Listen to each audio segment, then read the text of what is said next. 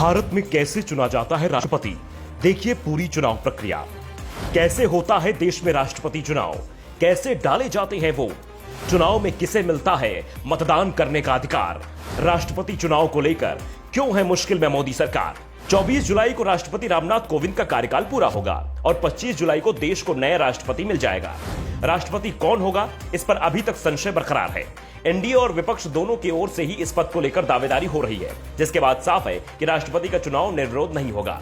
इसके लिए मतदान कराया जाएगा। सत्ता पक्ष और विपक्ष के सांसदों और विधायकों के आंकड़ों पर नजर डालें तो यह मुकाबला काफी कड़ा होता दिख रहा है। ऐसे में सवाल, मतदाता का अधिकार किस किस के पास है और एक वोट की वैल्यू क्या होती है। राष्ट्रपति चुनाव में आम मतदाताओं को वोट डालने का अधिकार नहीं होता है। चुनाव में लोकसभा राज्यसभा सांसदों के अलावा विधायकों को ही वोट डालने का अधिकार होता है। विधान परिषद के सदस्य भी वोट नहीं कर सकते हैं। सभी सांसदों के वोट की कीमत 708 होती है, जबकि विधायकों के वोट की वैल्यू उस राज्य की आबादी पर निर्भर करती है। लोकसभा के सभी 543 सांसदों को वोट डालने का अधिकार होता है। राज्यसभा के 245 सदस्यों में 233 सदस्य ही वोट डाल सकते हैं। राष्ट्रपति द्वारा मनोनीत 12 राज्यसभा सदस्यों को वोटिंग का अधिकार नहीं होता है। राज्यों की विधानसभा के सभी 4120 विधायकों के वोट काउंट किए जाते हैं। इस तरह से कुल 4896 लोगों के पास ही वोटिंग का अधिकार होता है। राज्यसभा और लोकसभा के पास 776 सांसदों का वोटिंग का अधिकार है। एक वोट की वैल्यू 708 है। इस तरह सांसदों के वोटों की कुल वैल्यू 5,47,080 होती है। विधानसभा में इसका गणित अलग अलग होता है। देश में सबसे ज्यादा आबादी वाले राज्य यूपी के विधायक के वोट की वैल्यू 208 होती है। झारखंड और तमिलनाडु के विधायक के एक वोट की कीमत 176 होती है।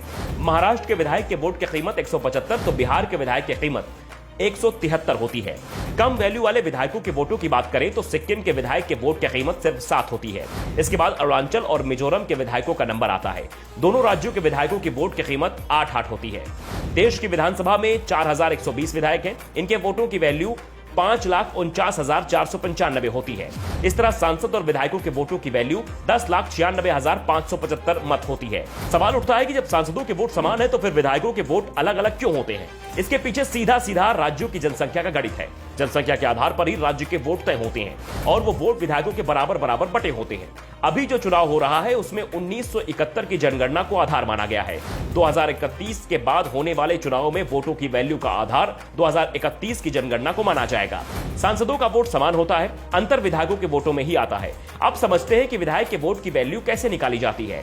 आज भले ही यूपी की जनसंख्या 20 करोड़ से ज्यादा है, लेकिन चुनाव में आज की नहीं 1971 के आंकड़ों को ही माना जाएगा। तब यूपी की जनसंख्या 8,38,49,905 थी।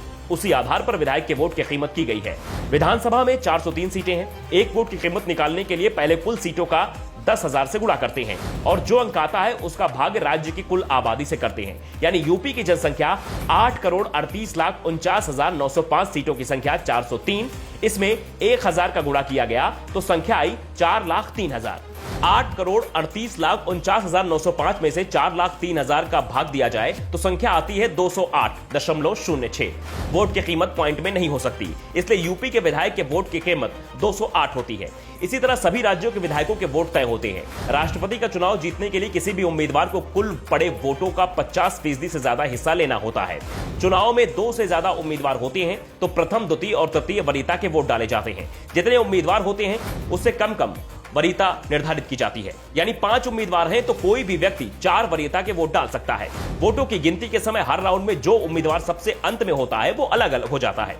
काउंटिंग तब तक चलती है जब तक एक उम्मीदवार 50% के ज्यादा वोट हासिल नहीं कर लेता है। सबसे पहले पहली वरीयता का वोट गिना जाता है, उसके बाद दूसरी का, फिर तीसरी का। पहली वरीयता के वोटों गिनती में ही कोई उम्मीदवार 50% से ज्यादा वोट हासिल कर लेता है तो फिर दूसरी और तीसरी वरीयता के वोट नहीं गिने जाते हैं।